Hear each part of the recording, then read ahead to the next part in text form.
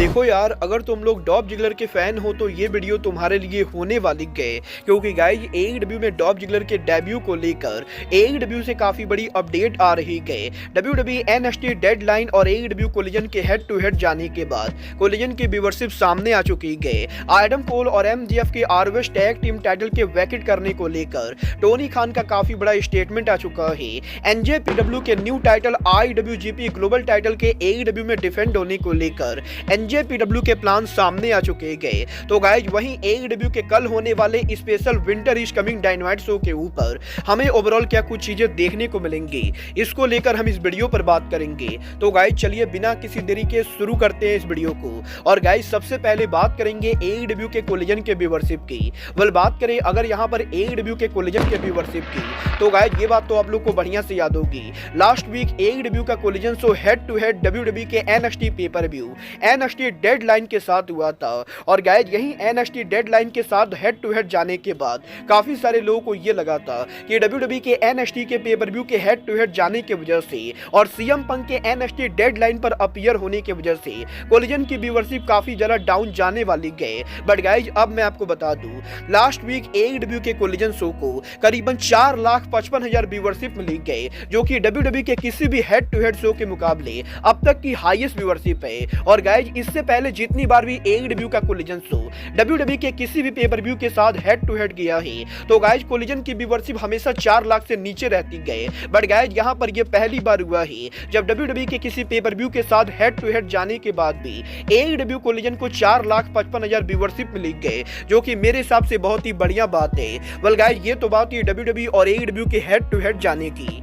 But guys चलिए फिलहाल आगे बढ़ते हैं और बात करते हैं डॉल्फ जिगलर के एईडब्ल्यू पर डेब्यू करने की। ये बात तो मैं आप लोग को ऑलरेडी बता चुका हूँ। डॉल्फ जिगलर के डब्ल्यूडब्ल्यूई से फायर्ड होने के बाद डॉल्फ जिगलर का डब्ल्यूडब्ल्यूई का नॉन कम्पीट क्लॉज 21 दिसंबर को ओवर होने वाला है। और गाइज जिगलर के नॉन कम्पीट क्लॉज के ओवर होने के बाद वो चाहे दुनिया की किसी भी कंपनी को ज्वाइन कर सकते गए। और गाइज अब जबकि क्योंकि डॉल्फ जिगलर के एईडब्ल्यू को ज्वाइन करने को लेकर काफी सारी रूमर चल रही गए, तो गाइज यहीं अब एईडब्ल्यू के बैक स्टेज से इस चीज को लेकर अपडेट आ रही है कि एईडब्ल्यू कंपनी यहां पर इस समय डॉल्फ जिगलर को साइन करने को लेकर काफी ज्यादा इंटरेस्टेड है। और गाइज ऑलरेडी यहां पर एईडब्ल्यू के बैक स्टेज के ऊपर डॉल्फ जिगलर के डेब्यू प्लान को लेकर डिस्कशन चल रहा है। और गाइज क्योंकि डॉल्फ जिगलर के ब्रदर रायन नेमिथ ऑलरेडी एईडब्ल्यू पर काम करते गए, तो गाइज इसीलिए रायन नेमिथ भी लगातार इस चीज को लेकर पुश कर रहे गए कि रायन नेमिथ के ब्रदर डॉल्फ जिगलर को एईडब्ल्यू के अंदर साइन किया जाए। और गाइज करंटली यहां पर एईडब्ल्यू कंपनी इस चीज को लेकर पूरी तरह से कॉन्फिडेंट है कि डॉल्फ जिगलर के नॉन कम्पीट क्लॉज के ओवर होने के बाद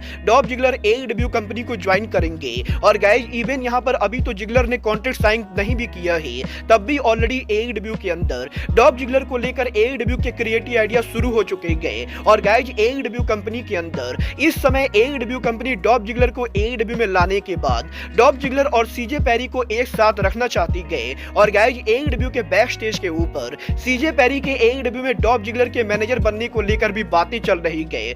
गाइस देखना बहुत ही दिलचस्प होने वाला है कि सीजे पेरी के आंद्रादे एल इडोलो के मैनेजर बनने के बाद सीजे पेरी एईडब्ल्यू में डॉल्फ जिगलर की मैनेजर भी बनती है या नहीं। बट गाइस चलिए फिलहाल आगे बढ़ते और बात करते हैं एईडब्ल्यू वर्ल्ड चैंपियन एमजेएफ की। गाइस ये बात तो मैं आप लोग को ऑलरेडी बता चुका हूँ। एमजेएफ रेसलिंग इंडस्ट्री के अंदर रेसलर होने के साथ साथ हॉलीवुड के अंदर एक्टर बनना चाहते गए। और गाइस यही इस हफ्ते अब अमेरिका के अंदर एमजेएफ की पहली हॉलीवुड मूवी आने वाली गए, जो बेसिकली एक रेसलिंग फैमिली के ऊपर होने वाली गए। और गाइज यहीं एमजेएफ के न्यू मूवी आयरन क्लॉ के प्रीमियर के ऊपर इस हफ्ते रेसलिंग इंडस्ट्री के भी सम ऑफ द सुपरस्टार अपीयर हुए, जहां पर एमजेएफ के इस मूवी के प्रीमियर के ऊपर WWE superstar John Cena appear हुए थे। और गाइज यहां पर ये पहली बार हुआ था जब AEW world champion John Cena से आमने सामने मिले थे। और गाइज यहीं एमजेएफ ने सोशल मीडिया के ऊपर जॉन सीना के साथ उनके पिक्चर को पोस्ट करते हुए जॉन सीना को आने के लिए थैंक यू किया है। बट गाइज यहां पर जॉन सीना के अलावा डब्ल्यूडब्ल्यूई सुपरस्टार लिम मॉर्गन सहित रेसलिंग इंडस्ट्री के और भी काफी सारे बड़े सुपरस्टार एमजेएफ की मूवी आयरन क्लॉ के प्रीमियर पर पहुंचे थे। गाइस देखना बहुत ही दिलचस्प होने वाला है कि एमजेएफ की ये मूवी कितना ज्यादा रेवेन्यू करती गए। बट गाइस जहां तक बात रही एमजेएफ की, तो गाइस ये बात तो हम सभी लोगों को मालूम है, इस समय एमजेएफ एईडब्ल्यू के वर्ल्ड चैंपियन होने के साथ साथ आरओएच रेसलिंग के अंदर आरओएच के टैग चैंपियन है। बट गाइज क्योंकि इस समय यहाँ पर एडम कोल इंजर्ड चल रहे गए, तो गाइज इसीलिए एडम कोल के इंजर्ड होने की वजह से एमजीएफ यहाँ पर आरओएच के टैग टीम चैंपियनशिप को डिफेंड नहीं कर रहे गए। और इवन यहाँ पर आरओएच के upcoming biggest pay per view final battle pay per view के ऊपर भी आरओएच का टैग टीम चैंपियनशिप डिफेंड नहीं होने वाला है। और गाइज यही एडम कोल के लगातार इंजर्ड रहने के बाद अब इस हफ्ते टोनी खान के लेटेस्ट इंटरव्यू के अंदर टोनी खान ने इस चीज को कंफर्म कर दिया है कि अगर यहाँ पर एडम कोल की इंजरी ज्यादा लंबी जाती गए और अगर यहाँ पर एमजीएफ आरओएच के अंदर टाइटल को डिफेंड नहीं कर पाते गए, तो गाइज आरओएच कंपनी यहाँ पर पॉसिबली टाइटल को वैकेट करने वाली गए। और गाइज टोनी खान ने इस चीज को बिल्कुल ही क्लियर कर दिया है कि वो यहाँ पर ज्यादातर लंबे टाइम तक आरओएच के टैग टीम टाइटल को एमजीएफ और एडम कोल के पास नहीं रहने देंगे। और अगर यहाँ पर जल्द से जल्द आरओएच कंपनी के अंदर एडम कोल और एमजीएफ आकर टाइटल को डिफेंड नहीं करते गए, तो guys in future Tony Khan ROH के टैग टीम टाइटल को पॉसिबली यहाँ पर वैकेट करने वाले गए। वेल गाइज देखना बहुत ही दिलचस्प होने वाला है कि क्या टोनी खान सच में आरओएच के टैग टीम टाइटल को वैकेट करते गए। बट गाइज जहां तक बात रही टोनी खान की, तो गाइज यही आरओएच के मीडिया कॉल के अंदर टोनी खान ने फाइनली एनजेपीडब्ल्यू के brand new title IWGP global heavyweight title को लेकर बात की। वेल गाइज इस हफ्ते टोनी खान के मीडिया कॉल के अंदर जब टोनी खान से एनजेपीडब्ल्यू के न्यू टाइटल ग्लोबल टाइटल को लेकर बात की गई, तो गाइज टोनी खान का ये कहना है कि वो यहाँ पर एनजेपीडब्ल्यू कंपनी को काफी ज्यादा पसंद करते गए। और गाइज एनजेपीडब्ल्यू के आईडब्ल्यूजीपी यूएस टाइटल के एईडब्ल्यू में काफी ज्यादा बार डिफेंड होने के बाद अगर यहाँ पर एईडब्ल्यू रेसलिंग का कोई भी सुपरस्टार एनजेपीडब्ल्यू के अंदर ग्लोबल चैंपियन बनता है, तो गाइज डेफिनेटली यहाँ पर एनजेपीडब्ल्यू का ये टाइटल भी एईडब्ल्यू कंपनी के ऊपर डिफेंड करने वाला है। और गाइज क्योंकि एनजेपीडब्ल्यू के रेसल किंगडम के ऊपर पहले आईडब्ल्यूजीपी ग्लोबल टाइटल मैच के अंदर एईडब्ल्यू के दो सुपरस्टार जॉन मॉक्सली और विल ऑस्प्रे शामिल है, तो गाइज इसीलिए अगर रेसल किंगडम के ऊपर मॉक्सली और ऑस्प्रे में कोई भी यहाँ पर आईडब्ल्यूजीपी ग्लोबल चैंपियन बनता है, तो गाइज वो उनके इस टाइटल को एनजेपीडब्ल्यू के साथ साथ एईडब्ल्यू पर भी डिफेंड करने वाले गए। वेल गाइज देखना बहुत ही दिलचस्प होने वाला है कि एनजेपीडब्ल्यू का पहला आईडब्ल्यूजीपी ग्लोबल चैंपियन कब बनता है। बट गाइज चलिए फिलहाल आगे बढ़ते और बात करते हैं एईडब्ल्यू के कल होने वाले डायनामाइट शो की।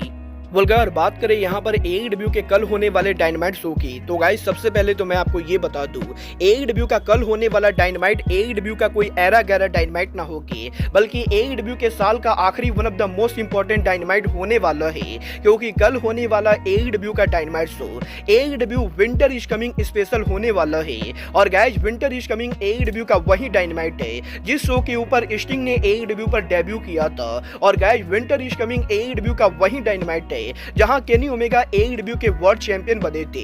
और कल फाइनली एईडब्ल्यू कंपनी एक बार फिर से उनका winter is coming special dynamite करने वाली गए, जहां पर कल एईडब्ल्यू के विंटर इज डायनामाइट शो को AEW company college park centre के अंदर करेगी। और बात करें अगर यहां पर विंटर इज कमिंग के कैपेसिटी की, तो गाइस लास्ट ईयर जब एईडब्ल्यू ने उनका विंटर इज कमिंग किया था, तो लास्ट ईयर एईडब्ल्यू के विंटर इज कमिंग के ऊपर करीबन 5000 लोग अरीना के अंदर मौजूद थे। बट गाइस कल होने वाले एईडब्ल्यू के विंटर इज कमिंग के ऊपर एईडब्ल्यू की ओवरऑल कैपेसिटी मात्र यहां पर 4180 के बराबर है, जहां पर 4180 टिकट में से एईडब्ल्यू कंपनी अभी तक मात्र 3400 टिकट सोल्ड आउट कर पाई गए। बट गाइस अब भी एईडब्ल्यू के winter is coming dynamite show के लिए एईडब्ल्यू को करीबन 800 टिकट सोल्ड आउट करना बाकी गए, जो कि मेरे हिसाब से बिल्कुल भी नहीं होने वाला है। और गाइस डेफिनेटली अटेंडेंस के मामले में इस साल का winter is coming last year के मुकाबले बेकार होने वाला है। बट गाइस जहां तक बात रही विंटर इज कमिंग डायनामाइट के मैचेज और सेगमेंट की, तो गाइस इस साल एईडब्ल्यू के विंटर इज कमिंग के ऊपर हमें यहां पर एईडब्ल्यू के कॉन्टिनेंटल क्लासिक टूर्नामेंट की तरफ से एक नहीं दो नहीं बल्कि चार मैचेज देखने को मिलेंगे। गाइस कल यहां पर एईडब्ल्यू के कॉन्टिनेंटल क्लासिक के अंदर हमें यहां पर रूस जे लिथल को फेस करते हुए दिखाई देंगे। तो गाइस वहीं एईडब्ल्यू के कॉन्टिनेंटल क्लासिक के अंदर स्विच ब्लेड जे वाइट एक्शन में होने वाले गए, जो कल यहां पर मार्क बिस्को को फेस करेंगे। और इसके साथ साथ एईडब्ल्यू के कॉन्टिनेंटल क्लासिक के अंदर हमें यहां पर कल आंद्रादे एल इडोलो एक्शन में देखने को मिलेंगे, जो यहां पर एईडब्ल्यू के कॉन्टिनेंटल क्लासिक के अंदर ब्रोडी किंग को फेस करने वाले गए। तो गाइस वही कॉन्टिनेंटल क्लासिक के अंदर कल हमें एईडब्ल्यू का one of the biggest match देखने को मिलेगा, जहां पर एईडब्ल्यू के farmer world champion John Moxley हमें यहां पर कॉन्टिनेंटल क्लासिक टूर्नामेंट में स्वर्ग को फेस करते हुए दिखाई देंगे। बट गाइस इसके अलावा एईडब्ल्यू के डायनामाइट शो के ऊपर एईडब्ल्यू के फॉर्मर वुमेन चैंपियन रिहो उनका इन रिंग रिटर्न करेंगी, जो कल डायनामाइट पर रूबी सोहो को फेस करेंगी। तो गाइज यही फाइनली रॉड्रिक स्ट्रॉन्ग भी एईडब्ल्यू के अंदर कल हमें एक्शन में देखने को मिलेंगे, जो यहाँ पर हैंगमैन एडम पेज को फेस करेंगे। और इसके साथ साथ कल एईडब्ल्यू के डायनामाइट शो के ऊपर the golden jet live appear होने वाले गए और पॉसिबली कल एईडब्ल्यू के डायनामाइट शो के ऊपर केनी ओमेगा और Chris Jericho tag team championship के लिए चैलेंज करेंगे। बट गाइज इसके बाद फाइनली कल के डायनामाइट शो के ऊपर समोआ जो भी लाइव अपीयर होने वाले गए और डेफिनेटली कल यहाँ पर समोआ जो डायनामाइट शो के ऊपर एमजेएफ और एईडब्ल्यू के डेविल को एड्रेस करने वाले गए। वेल गाइस देखना बहुत ही दिलचस्प होने वाला है कि AEW dynamite winter is coming के ऊपर कल हमें ओवरऑल क्या कुछ चीजें देखने को मिलती गए और कैसा होता है इस साल का winter is coming special dynamite show. But guys फिलहाल के लिए अब आज के इस वीडियो में बस इतना ही। मैं मिलता हूं आपसे अपने अगले वीडियो में। बट गाइस तब तक के लिए goodbye, good night and bang.